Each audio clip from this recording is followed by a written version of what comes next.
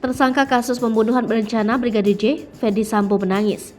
Momen Ferdy Sambo menangis terjadi saat diperiksa oleh Komnas HAM. Dalam kesempatan itu, Ferdy Sambo juga mengaku menyesal telah melibatkan anak buahnya Baradae. Diketahui, Ferdy Sambo telah ditetapkan sebagai tersangka dalam kasus pembunuhan Brigadir J bersama Baradae, Brigadir RR, dan KM. Ferdy Sambo disebut sebagai dalang pembunuhan terhadap Brigadir J.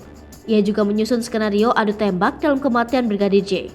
Dalam kasus tersebut, Ferdy Sambo dijerat pasal pembunuhan berencana, yakni pasal 340 subsidiar pasal 338, junto pasal 55 dan 56 Kitab Undang-Undang Hukum Pidana.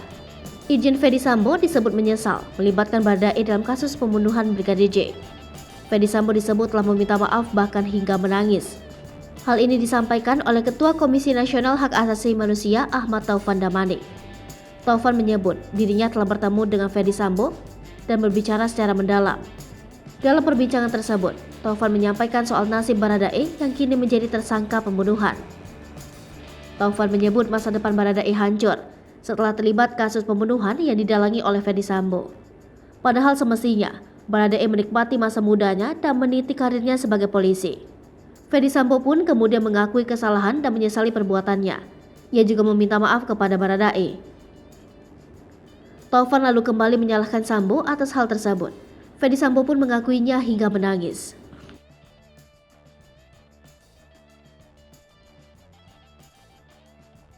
Hai pemirsa Sri Popo TV, jangan lupa komen, like, dan subscribe, serta tonton terus berita-berita terupdate lainnya ya.